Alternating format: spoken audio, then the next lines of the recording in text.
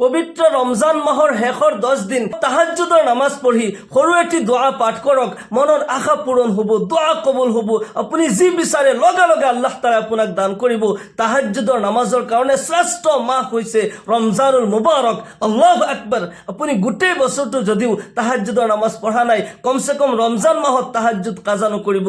তাহাজ্জুদৰ নামাজ কেই ৰাকাত পঢ়িব লাগে, কি নিয়মত পঢ়িব লাগে, তাহাজ্জুদ নামাজৰ নিয়ত কি, আৰবী আৰু অসমীয়া নিয়ত মই কৈ দিম। তাহাজ্জুদ নামাজ কোন সূৰা দি আপুনি পঢ়িব আৰু কোন সময়ত তাহাজ্জুদৰ নামাজ পঢ়াটো বেছি ভাল হয় আৰু তাহাজ্জুদ নামাজৰ পিছত কোন দোৱাটি আপুনি পঢ়িব লাগিব, গোটেইখিনি নিয়ম কানুন মই ধুনীয়াকৈ বুজাই দিম। ভিডিঅ'টি মনোযোগ দি চাই তাহাজ্জুদৰ নামাজ আজি আপুনি শিকি লওক আৰু ৰমজান মাহত আপুনি এই আমল কৰক। আপোনাৰ মনৰ আশা পূৰণ হ'ব, জীৱনৰ আধৰুৱা সপোনবোৰ আল্লাহ ৰাব্বুল আলামিন পুৰা কৰি দিব, জীৱনত শান্তি, ৰহমত, বৰকত আল্লাহ ৰাব্বুল আলামিন দান কৰিব ইনশাআল্লাহ। কিয়নো ৰমজান মাহত আল্লাহ তাআলাই ৰহমতৰ সকলো দৰজা খুলি দিয়ে। আল্লাহু আকবাৰ।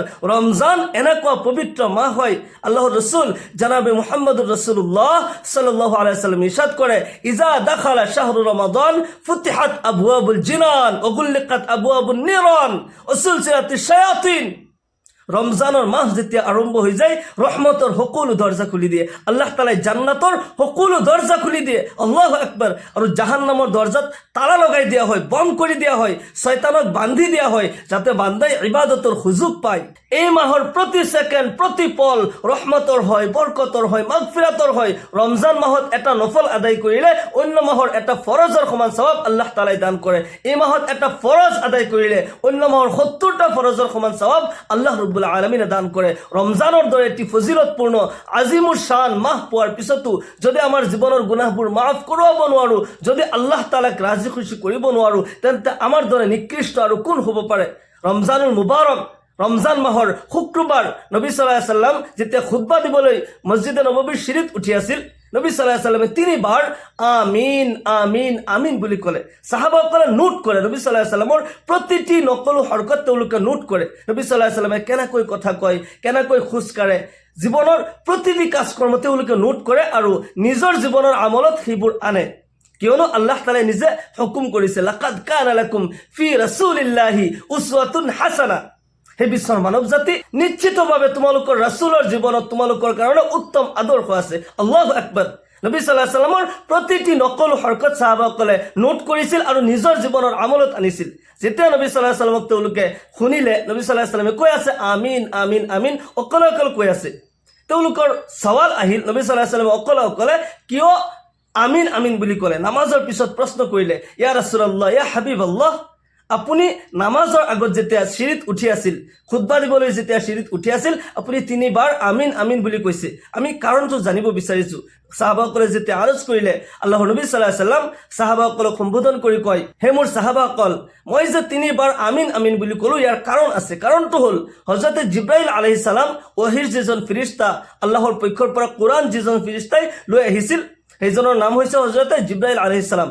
জিব্ৰাইল আলাইহিস সালাম ইয়াতে উপস্থিত হৈ আছিল আৰু কৈ আছিল, ইয়া ৰাসূলুল্লাহ, ইয়া হাবিবাল্লাহ, যি বান্দাই তাৰ জীৱনত ৰমজানুল মুবাৰকৰ দৰে এটি আজিমুৰ শান ফজিলতপূৰ্ণ মাহ পোৱাৰ পিছতো তাৰ জীৱনৰ গুনাহবোৰ মাফ কৰোৱাব নোৱাৰিলে, নেক আমল কৰি, ৰোজা ৰাখি, তাৰাবিৰ নামাজ পঢ়ি, নেক আমল কৰি আল্লাহ তাআলাক ৰাজি খুশি কৰিব নোৱাৰিলে, তাৰ জীৱনৰ গুনাহবোৰ মাফ কৰোৱাব নোৱাৰিলে, সেইজন বদবখত হয়, সেইজন ধ্বংস হৈ যাক।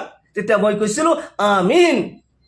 দ্বিতীয়বাৰ আমিন বুলি কোৱাৰ কাৰণ হৈছে হযৰত জিব্ৰাইল আলাইহিস সালামে কৈ আছিল, ইয়া ৰাসূলুল্লাহ, ইয়া হাবিবাল্লাহ, যি ব্যক্তি তাৰ জীৱনত তাৰ পিতৃ মাতৃক পোৱাৰ পিছতো পিতৃ মাতৃৰ খিদমত কৰি জান্নাত হাসিল কৰিব নোৱাৰিলে, সেইজন বদবখত হয়, সেইজন কামিনা হয়, সেইজন ধ্বংস হৈ যাক। তেতিয়া মই কৈছিলো আমিন।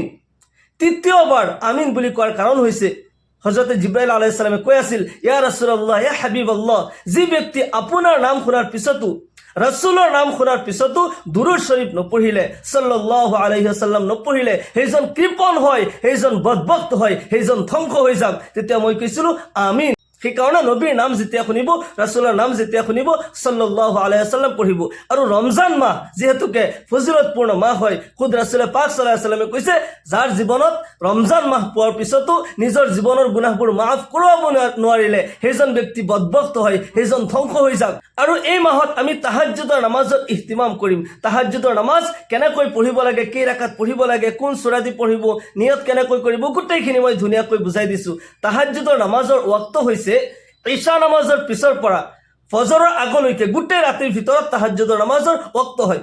যেতিয়ালৈকে ফজৰৰ ওয়াক্ত আৰম্ভ হোৱা নাই তেতিয়ালৈকে তাহাজ্জুদৰ নামাজ পঢ়ি থাকিব পাৰি। কিন্তু শ্ৰেষ্ঠ সময় হৈছে ৰাতি 2:30, 3টা, 3:30 এনেকুৱা সময়ত তাহাজ্জুদৰ নামাজ পঢ়াটো বেছি ভাল হয়। ৰাতিৰ 3 ভাগৰ 2 ভাগ যেতিয়া শেষ হৈ যায়, ৰাতিৰ শেষ ভাগত তাহাজ্জুদৰ নামাজ পঢ়িব লাগে। আৰু তাহাজ্জুদৰ নামাজ সৰ্বনিম্ন 2 ৰাকাত, 2 ৰাকাতো তাহাজ্জুদৰ নামাজ পঢ়িব পাৰি। আৰু অতিৰিক্ত আটাইতকৈ বেছি হৈছে 12 ৰাকাত, 12 ৰাকাতলৈকে পঢ়িব পাৰি। কিন্তু আল্লাহৰ নবী সাল্লাল্লাহু আলাইহি ওয়াসাল্লামে 8 ৰাকাত তাহাজ্জুদৰ নামাজ পঢ়িছিল, বেছিভাগ ৰিৱায়াতত আহিছে। সেইকাৰণে হানাফি মজহাবত 8 ৰাকাতৰ ফতোৱা দিয়া হৈছে, আপুনি 8 ৰাকাতেই তাহাজ্জুদৰ নামাজ পঢ়িব। আৰু এই নামাজ 2 ৰাকাত কৰি আপুনি পঢ়িব লাগিব। 2 ৰাকাত তাহাজ্জুদৰ নামাজৰ নিয়ত আপুনি এনেকৈ কৰিব, নাৱাইতু আন উছল্লি লিল্লাহি তাআলা রাকাতাই সালাতি তাহাজ্জুদি নাফলি মুতাওয়াজ্জিহান ইলা জিহাতিল কাবাতিশ শরীফাতি আল্লাহু আকবার। যদি অসমীয়াত কয়, মই আল্লাহৰ ওয়াস্তে তাহাজ্জুদৰ 2 ৰাকাত নফল নামাজ পঢ়ি আছো, আল্লাহু আকবাৰ। তাহাজ্জুদৰ নামাজটো নফল বুলিও ক'ব পাৰি, সুন্নত বুলিও ক'ব পাৰি। কিন্তু যিসকলে ডেইলি তাহাজ্জুদৰ নামাজ পঢ়ে তেওঁলোকে সুন্নত বুলি নিয়ত কৰিব। আৰু যিসকলে কেতিয়াবাহে পঢ়ে তেওঁলোকে নফল বুলিয়ে নিয়ত কৰিব। তাহাজ্জুদৰ নামাজটো সুন্নত বুলিও ক'ব পাৰি আৰু নফল বুলিও ক'ব পাৰি। আপুনি নফল বুলিয়ে নিয়ত কৰিলে, নাৱাইতু আন উছল্লি লিল্লাহি তাআলা রাকাতাই সালাতি তাহাজ্জুদি নাফলি মুতাওয়াজ্জিহান ইলা জিহাতিল কাবাতিশ শরীফাতি আল্লাহু আকবার। এনেকৈ নিয়ত কৰি আমাৰ মহিলা মা-ভনীসকল মন কৰিব, মহিলাসকলে যেতিয়া আল্লাহু আকবাৰ কৈ হাত উঠাই কান্ধলৈকে হাত উঠাব, তেওঁলোকে কাণৰ লঠি বৰাবৰ হাত উঠাব নালাগে। মহিলাসকলে কান্ধলৈকে হাত উঠাব আৰু সিনাৰ ওপৰত হাত ৰাখি দিব। আমাৰ পুৰুষ ভাইসকলে কাণৰ লঠি বৰাবৰ হাত উঠাব আৰু নাভিৰ তলত হাত বান্ধিব। আৰু সানা পঢ়ি তাউজ তসবিহ অৰ্থাৎ আউযু বিল্লাহ বিসমিল্লাহ, তাৰপিছত সূৰা ফাতিহা আৰু ইয়াৰ পিছত অন্য যিকোনো সূৰা আপোনাৰ মুখস্থ আছে সেই সূৰা দি আপুনি তাহাজ্জুদৰ নামাজ পঢ়িব পাৰে। বহুতে প্ৰশ্ন কৰে, হুজুৰ যদি সূৰা ইখলাছেৰে তাহাজ্জুদৰ নামাজ পঢ়ো তেতিয়াহ'লে মোৰ নামাজ হ'বনে নাই? হৈ যাব। তাহাজ্জুদৰ নামাজ নফল নামাজ হয় আৰু সূৰা ইখলাছৰ দ্বাৰা আপুনি এই নামাজ পঢ়িব পাৰে। সূৰা ইখলাছৰ যদি মনত ৰাখিব, সূৰা ইখলাছৰ ফজিলতৰ উদ্দেশ্য কৰি যদি আপুনি তাহাজ্জুদৰ নামাজ পঢ়ি আছে তেতিয়াহ'লে আপুনি তাহাজ্জুদ নামাজৰ সওয়াবটো পাবয়ে আৰু সূৰা ইখলাছৰ ফজিলত আপুনি পাই যাব। সূৰা ইখলাছৰ ইমানেই ফজিলত হয়, হাদিস শৰীফত আহিছে সূৰা ইখলাছ এবাৰ পাঠ কৰিলে কুৰআনে কাৰীমৰ 10 পাৰা তিলাওয়াতৰ সওয়াব পোৱা যায় আৰু 3 বাৰ পাঠ কৰিলে কুৰআনে কাৰীম খতম কৰাৰ সওয়াব আপুনি পাব। আৰু যদি 10 বাৰ সূৰা ইখলাছ পাঠ কৰে আল্লাহ তাআলা আপোনাৰ কাৰণে জান্নাতত এটা বিল্ডিং তৈয়াৰ কৰি দিব। মান কাৰা সূৰাতুল ইখলাছ 10 মাৰৰাত বানাল্লাহু লাহু কাসৰান ফিল জান্নাহ। যি ব্যক্তি সূৰা ইখলাছ 10 বাৰ পাঠ কৰিলে আল্লাহ তাআলা তাৰ কাৰণে জান্নাতত এটা বিল্ডিং তৈয়াৰ কৰি দিব। এই হাদিস শুনি হযৰতে ওমৰ ইবনে খাত্তাব ৰাদিয়াল্লাহু তাআলা আনহু আৰজ কৰিলে, ইয়া ৰাসূলুল্লাহ, ইয়া হাবিবাল্লাহ, তেতিয়াহ'লে তো আমি জান্নাতত অগণন বিল্ডিং তৈয়াৰ কৰিব পাৰিম, অগণন মহল তৈয়াৰ কৰিব পাৰিম। আল্লাহৰ নবী সাল্লাল্লাহু আলাইহি ওয়াসাল্লাম ইৰশাদ কৰে, সেই জাতৰ কসম, সেই গৰাকীৰ কসম যাৰ কবজাত মুহাম্মদৰ জান হয়, হে ওমৰ তুমি সূৰা ইখলাছ পাঠ কৰি থাকা, তুমি হয়তো ভাগৰি যাবা, আল্লাহ তাআলা ইয়াৰ প্ৰতিদান দিওঁতে তোমাক কমি নকৰে, আল্লাহ তাআলা প্ৰতিদান দিয়ে থাকিব। আল্লাহু আকবাৰ। সেইকাৰণে সূৰা ইখলাছৰ ফজিলতৰ উদ্দেশ্য কৰি আপুনি তাহাজ্জুদৰ নামাজত সূৰা ইখলাছ পঢ়িব পাৰে। প্ৰতি ৰাকাততে সূৰা ফাতিহা পঢ়াৰ পিছত সূৰা ইখলাছ 3 বাৰ অথবা 10 বাৰকৈ আপুনি পঢ়িব পাৰে। এনেকৈ 8 ৰাকাত নামাজ আপুনি পুৰা কৰিব। 2 ৰাকাত কৰি আপুনি 8 ৰাকাত নামাজ পঢ়িব লাগিব। আৰু তাহাজ্জুদৰ নামাজৰ পিছত আপুনি যি দুআটি পঢ়িব সেই দুআটি হৈছে, ইলাহি বিহুৰমাতি সাইয়্যিদিল আবরার, ইলাহি বিহুরমাতি সাইয়্যিদিল আবরার সাহিল বিফজলিকা ইয়া আজিজ। ইলাহি, ভালকৈ শুনিব, ইলাহি বিহুরমাতি সাইয়্যিদিল আবরার সাহিল বিফজলিকা ইয়া আজিজ। ইলাহি বিহুরমাতি সাইয়্যিদিল আবরার সাহিল বিফাজলিকা ইয়া আজিজ। 100 বার এই দোয়াটি পড়িব। ইয়ার পিছত আপুনি ইস্তিগফার পড়িব, আস্তাগফিরুল্লাহ রাব্বি মিন কুল্লি যামবি ওয়া আতুবু ইলাই। তার পিছত আপুনি আকৌ দুরূদ শরীফ পাঠ করিব, 3 বার ইস্তিগফার, 3 বার দুরূদ শরীফ। তার পিছত হাত তুলি আল্লাহ তাআলার ওচৰত দোয়া কৰিব। আৰু দুৰূদ শৰীফ যিকোনো দুৰূদ পড়িব পাৰে।